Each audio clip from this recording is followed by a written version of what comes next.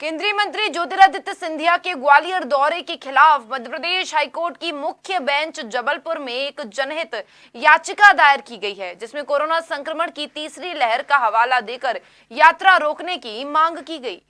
दरअसल केंद्र सरकार में शामिल होने के बाद पहली बार ग्वालियर चंबल संभाग के दौरे पर आ रहे नागरिक विमानन मंत्री ज्योतिरादित्य सिंधिया के दौरे के विरोध में थाटीपुर इलाके में रहने वाले डोंगर सिंह नामक ठेकेदार हाईकोर्ट की मुख्य पीठ में एक जनहित याचिका दायर की गई है।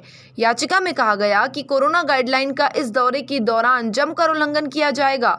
ऐसे में जब कोरोना संक्रमण की तीसरी लहर का असर कई राज्यों में देखा जा रहा है, ऐसे में इस तरह के राजनीतिक आयोजन करके इस संक्रमण को बढ़ावा देने का काम किया जा रहा है। मुख्य पीठ जबलपुर में दायर इस जनहित याचिका में जल्द सुनवाई के लिए आवेदन भी लगाया गया है।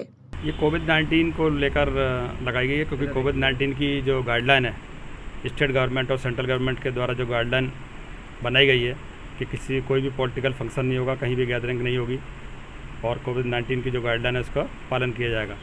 लेकिन क्या है कि श्रीमंत ज्योतिरादित्य सिंधिया जी ग्वालियर और मुरैना का दौरा कर रहे हैं और अपना पॉलिटिकल फंक्शन करने की उनकी पूरी तरीके से तैयारी है। ग्वालियर और मुरैना में इतने होर्डिंग्स लगे हुए हैं कि उनको देखकर ही लग रहा है कि लाखों लोगों की भीड़ इकट्ठी होने की पूरी तरीके से संभावना है। और पूरी तरीके से जब संभावना है लाख लोगों को इकट्ठे होंगे तो कोविड-19 की तीसरी जो लहर है उसको न्योता दिया जा रहा है। अभी हाल ही में 3 दिन पहले एक प्रोग्राम हुआ था आयुक्त नगर निगम के कार्यालय के पास में, जो सतीश सिंह सिकरवार जी के द्वारा किया गया था। जब उनके खिलाफ एफआईआर हो सकती है तो बीजेपी के जो मुख्य लीडर हैं उनके खिलाफ इसलिए एफआईआर नहीं होगी क्योंकि सरकार बीजेपी की है। ऐसा मापदंड गलत है। कानून सभी के लिए बराबर है, चाहे राजा हो या रंक। दोहरे मापदंड को लेकर भी हमने लिखा है उसमें, और कई हमने एफआईआर भी उसमें प्रस्तुत की है कि इस तरह की जो गैदरिंग और जो कोविड-19 की गाइडलाइन का जिन लोगों ने पालन नहीं किया उनके खिलाफ एफआईआर हुई हैं। अगर इनके द्वारा भी अगर गाइडलाइन का वायलेशन किया जाता है तो फिर इनके खिलाफ भी हम एफआईआर की मांग करेंगे। ये रोड शो मुरैना से होते हुए पूरे ग्वालियर में 200 जगह रोड शो होना है, तो कहीं ना कहीं से शासन प्रशासन की नियम की धज्जियां उड़ रही है। कोरोना गाइडलाइन के तहत तीसरी वेव को न्योता दिया जा रहा है। बिल्कुल सही कह रहे हैं आप।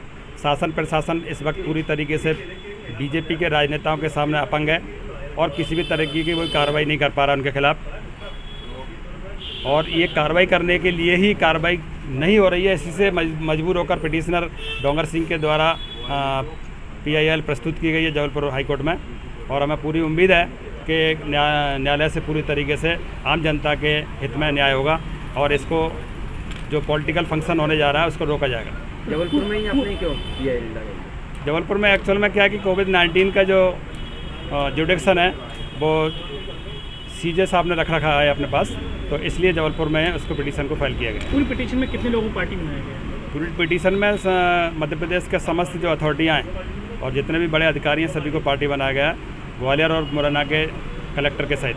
SP भी पार्टी में है? बिल्कुल SP भी पार्टी है। तो कहीं ना कहीं लग रहा है कोरोना को लेकर जो पिटीशन दायर करी है उसको लेकर कार्रवाई प्रशासन करेगा, ये दोनों मापदंड नहीं हटाया जाएगा? बिल्कुल कोरोना को लेकर शासन प्रशासन को कार्रवाई करनी ही चाहिए, क्योंकि दोहरा मापदंड नहीं अपनाना चाहिए। आम जनता के लिए कुछ अलग नियम है, रूलिंग पार्टी के लिए अलग नियम है, ऐसा कहीं कानून में नहीं लिखा गया है। अर्जेंट हियरिंग कब की है?